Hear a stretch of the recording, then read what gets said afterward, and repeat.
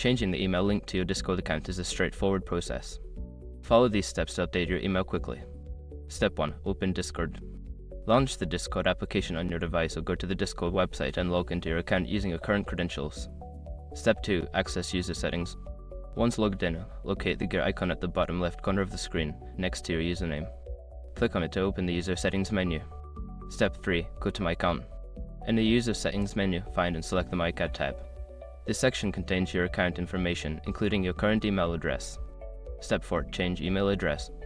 Before changing your settings, use the srock.com link in the description to open the password strength checker, then update your password if needed. Step 5. Verify new email. After submitting the new email address, check your inbox for verification email from Discord. Click the verification link in the email to confirm the change. Once you've completed these steps, your Discord account will be linked to your new email address.